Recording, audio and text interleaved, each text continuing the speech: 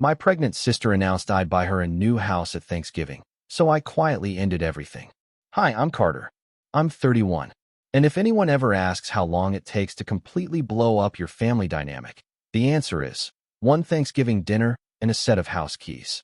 3 weeks ago, my sister Brielle stood up in our parents' dining room like she was accepting a damn Oscar and said, "I'm pregnant with twins, and Carter's buying us a bigger house." The room burst into applause. My mom gasped like she'd just seen Jesus himself. My dad grunted approvingly between bites of mashed potatoes. And me? I just said, "Congratulations." Brielle wasn't done. She walked around the table with a smug little smile and dropped a set of keys into my palm like she was gifting me a used paperclip. "Start house hunting this week," she said loud enough for everyone to hear. I smiled. "And because I've learned the most devastating truths are best served calmly," I said, "Actually, I already found one." Her eyes lit up like a slot machine until I added, "For me." Silence. I let it sit. The kind of silence that doesn't ask for attention, it demands it. The kind that makes you set down your fork even if you were halfway through a bite of stuffing. See, the house they live in, the one Brielle calls our home, and films Instagram recipes in like it's her HGTV palace, it's mine. Legally, financially, and now emotionally. And I was done pretending it wasn't. That envelope in my jacket pocket? Not a threat. Just paper. But the kind of paper that changes everything. Want more? Here's the thing people never understand about families like mine. It's not one big betrayal. It's 1,000 tiny ones that stack like Jenga blocks until the whole thing wobbles with resentment. Brielle is 28. Gorgeous. Loud. Social media perfect. She's got that influencer glow without any of the grind. I, on the other hand, work in software development. Remote job. Quiet apartment. I like systems that make sense, which is probably why my family drives me insane. When I was 10, Brielle got a surprise trip to Disney for her birthday. I got a joint cake with her name spelled out in sparkles and mine written in blue gel like an afterthought. When I asked where my present was, Mom said, "Your sister's happiness is your gift too, honey." I was the good kid, the dependable one. Translation, invisible. It only got worse as we grew up. In high school, I got a full-ride scholarship to a state university. Brielle flunked out of 2 colleges, but still got a new car for morale. When I landed my first job, they didn't ask about it once. When Brielle got 5,000 followers on Instagram, we had a family dinner with champagne. Fast forward to 2 years ago. Our parents wanted to downsize, code 4. Dad's health was declining, and their mortgage was a nightmare. Brielle's rent had doubled, and suddenly everyone decided the solution was family housing. I wasn't consulted. I was informed. "Carter, you're doing well," Mom had said sweetly. "It makes sense for you to buy the house. We'll all contribute." Brielle just smiled and said, "It's not like you're married or anything." They made it sound like a legacy. Like I'd be the honored patriarch of our little clan. What I became was a human wallet with Wi-Fi. I paid the down payment, the closing costs, and the first year of mortgage while we figured things out. My name on the deed. My credit on the line. Their lives, their rules. Every time I questioned it, Dad got quiet, Mom got teary, and Brielle would say something like, "Come on, don't be dramatic. We're family." That house stopped feeling like shelter and started feeling like a leash. And the night Brielle stood up, cradling her non-existent baby bump, and announced I was buying her a new house, that was the night I decided to cut it. Hard. You ready for the moment it snapped? Thanksgiving Day. I showed up with a pie and a plan. Brielle greeted me in a maternity dress 2 sizes too tight. She wasn't even visibly pregnant yet, but she posed like she had a baby shower photo shoot scheduled mid-dinner. Her fiancé, Jason, stood behind her like a mannequin in a department store window. No spine, no input, just a smile like someone told him there'd be dessert. "Cute pie," Brielle said. "Not thank you. Just cute. Like I'd brought a participation trophy." Mom kissed my cheek like she was checking if I'd shaved. Dad nodded like I was a UPS delivery. I found my seat, or tried to. The place card said Carlo. Close enough, right? I sat at the far end near the kids. Literal kids. 2 toddlers and a dog in a sweater. Across from me, my Aunt Denise gave me a knowing look and texted under the table, "You okay?" I replied, "Just waiting for the fireworks." Dinner was loud. Brielle soaked in compliments like a dehydrated plant under a heat lamp. She rubbed her stomach every 6 minutes. Mom kept saying, twins. Can you believe it? As if she'd been gifted royalty. Then came the moment. Glass tap. Spoon clink. Phones lifted. I have an announcement, Brielle said, beaming. Jason and I are expecting twins. Everyone clapped. Someone cried. Jason kissed her cheek like he just found out. And, Brielle added, raising her voice to full drama mode. Because our family's growing, Carter is buying us a new house. Laughter. Cheers. A few surprised looks, but not from Mom or Dad. No, they just nodded like this was a natural next step. Like we'd all agreed off camera. And then, she walked over to me and dropped those keys into my palm again. Start looking this week, she said, sweet as syrup. 4 bedrooms minimum. We want to stay near Mom. The room waited for my response, like I was supposed to smile and say, of course, Your Highness. But instead, I leaned back in my chair, reached into my jacket, and pulled out the envelope. Actually, I said, I already found one. Brielle's face lit up like she'd just won a contest. Oh my God, you did? Where is it? Show me. I smiled. For me, the silence was visceral. Jason blinked. Mom stopped mid-chew. Dad dropped his fork. Aunt Denise sat up straighter like she'd been waiting her whole life for this moment. I placed the envelope on the table in front of me. This house, I said, is being sold. Brielle blinked like I'd spoken a foreign language. Sold what? The house, I repeated calmly. It's listed. The papers are in that envelope. Mom's face paled. Carter, what are you talking about? I'm moving into my own place tomorrow. And this one's going on the market. Jason actually laughed. Wait, this is a joke, right? Nope, I said, flipping the envelope open and sliding out the paperwork like it was a menu. Deed, mortgage statement, sale listing. All under my name. Dad's chair scraped backward. You didn't tell us. I didn't think I had to, I said.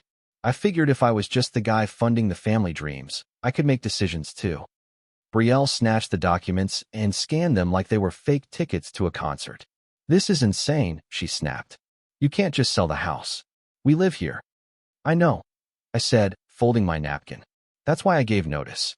30 days. Legally documented. You gave notice? Mom repeated like I'd handed her a grenade.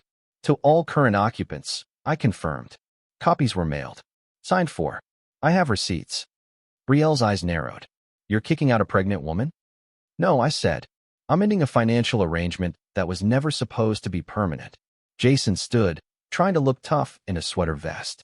You seriously think this is okay? After everything? After everything? I laughed once, bitter. You mean the mortgage I paid? The upgrades I covered?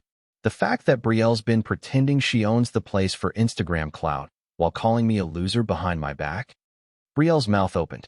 Closed. Opened again. Mom tried to reach for my arm, like touch could undo the whole thing. Carter, honey, we're family.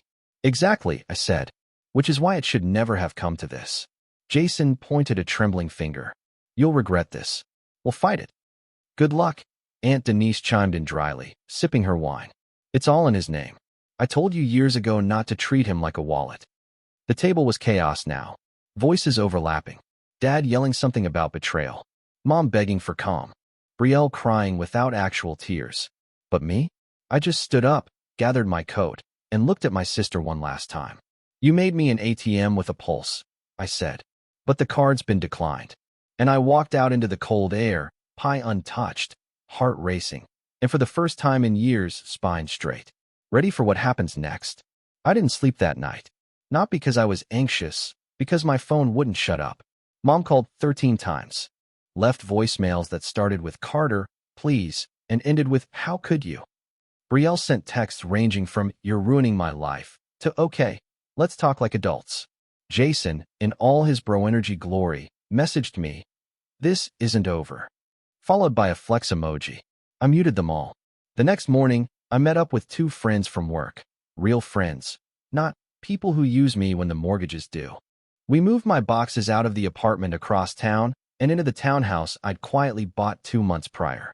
It wasn't flashy. It didn't have a grand foyer or a kitchen big enough for a camera crew. But it had something none of my previous spaces ever had. Peace. A porch with enough sun for coffee. A bedroom with silence that didn't feel like punishment. A door that only I had the key to. I made one last stop before I unplugged for the weekend. The bank. I closed the shared account Mom had insisted on years ago, just in case of emergencies. Transferred my direct deposits. Updated every password that had ever been on a post-it note in the family junk drawer. I was scrubbing my life of anything they could still reach. And I wasn't even mad. There's this weird thing that happens when you stop performing the role you've been assigned. The air gets still. The panic doesn't hit right away. What hits first is grief. Because as toxic as it was still my family. I gave them a chance for years. I sent money. I played peacekeeper. I let them call me selfish while paying their bills. And they were never going to change. So I did. That weekend, Aunt Denise came by with a bag of groceries and a bottle of wine. She looked around the townhouse and said, "It's not big." "Nope," I replied. "But no one can assign my money here." She raised her glass. "To that. Want to see what Brielle does next?" Monday morning. First thing I saw when I opened my email was the subject line. Urgent. House fund confusion. Need to clarify. It was from Jason. Apparently, Brielle had told him she and our parents were co-owners of the house. That the money I put in was a generous gift, and that the house fund he'd been contributing to monthly was going toward renovations. He'd been Venmoing her $1,200 a month. For paint and appliances, she claimed. Now he was asking questions like, was this ever in her name? And do I have any legal standing here? I forwarded him the documents. Deed. Mortgage. Tax history. A breakdown Aunt Denise helped me pull together, showing I'd paid for everything. Right down to the damn garden hose Brielle posted on TikTok with the caption Homeowner Haul. No commentary. Just facts. 10 minutes later, Brielle called. I picked up, mostly for curiosity. Her voice came on soft. Too soft. "Carter, babe. I think this whole thing got out of hand." I said. I never meant to, demand anything. It was a joke. You know me. Just being dramatic for the fam. People laughed. You laughed, remember? I didn't laugh, I replied. There was a pause. Okay, maybe I was a little extra. It's just, twins are scary. I panicked. I shouldn't have assumed. You didn't assume, I said. You assigned. Come on, she said, sugary. Let's talk about what you can contribute. I didn't answer. Carter, she pushed. So I hung up. That evening, she posted a vague story on Instagram. Family can be the most toxic thing in your life and still expect you to sacrifice everything. Protect your peace. Followed by a crying selfie. The next day, my mom showed up. No call. No warning. Just a knock at my door and her standing there with a Tupperware full of casserole like we were about to pretend none of this happened. You ready for what she said? She stood there like a statue made of guilt and green bean casserole. "Hi, sweetheart," my mom said, her voice soft and shaking like she was trying to audition for sympathy. "Can I come in?" I didn't move. I just stared at the dish in her hands like it might explode. "We need to talk," she added. "We can," I said, "but not inside." Her face flickered, like the realization hit that the door between us wasn't just wood. It was a line she no longer got to cross automatically. She hesitated. "Carter, what are we supposed to do?" "You should have thought about that," I said, calm as ever, "before you treated me like a backup plan instead of a person." Her hands clutched the Tupperware tighter. "We didn't know it would go this far. Brielle's under stress. Your dad's not well." I panicked. "You clapped," I said flatly. "When she demanded a new house. You clapped." Her eyes filled, but I didn't flinch. She stepped forward slightly, like emotion could bridge the gap. "We're your parents." "I know," I said. "And I'm your son. Not your landlord. Not your bailout. Just your son." I saw it hit her, right then. The truth of it. The weight of years where I was the helper, the problem solver, the one who bent because I could. The one they'd quietly built their stability on without ever saying thank you. She opened her mouth, closed it, then whispered, "Where are we supposed to go?" I took a breath. Not out of spite. Out of peace. "I'll send you a list of rental agencies," I said. "And if Dad needs a ride to his appointment next week, I'll take him." Her face lifted, briefly, until I added, "But you're not living off me anymore. And Brielle is not getting a house from me. Ever." She flinched like I'd slapped her. "And if you show up here again uninvited," I finished, "I won't answer the door." She stared. I stared back. And then I closed it. Not a slam. Just a quiet, final click. Want to see how it all ends? That night, I made it official. I logged into every financial portal, unlinked every shared account, and changed every password that had ever been typed out loud at a family dinner. I called the bank, canceled automatic payments, froze access to anything with my name on it that wasn't mine alone. I even set up a new email filter. If sender equals mom, route to read later. If sender equals Brielle, route to trash. The listing on the house went under contract in 4 days. The buyers loved the kitchen, Brielle's dream backsplash, my wallet's contribution. Jason never followed up. Rumor has it he moved out 3 days after realizing he'd been sending rent money to someone who didn't own the roof. Brielle posted a TikTok crying in a hoodie, talking about betrayal and narcissistic siblings and how she'd escaped a toxic situation. Her followers ate it up, until someone in the comments linked the public property records. Then silence. The only message I answered came from Aunt Denise. Proud of you. About time. I replied, thanks. I'm still learning how to breathe without guilt. I framed one photo from childhood, me and Brielle on the couch, before things hardened. I turned it face down on a shelf. Not out of spite, out of clarity, because I'm done staring at a version of us that never existed. These days, my home is small, quiet, and mine. No back doors. No secret strings. My family can reach me by email. If it's not about dad's appointments or basic respect, I don't respond. Brielle is blocked. Mom's last voicemail ended with, "We just thought you'd always be there." And that's the lesson, isn't it? If people only love you when you're useful, they don't love you. They love access. I'm not cold. I'm not cruel. I'm just no longer available for rent.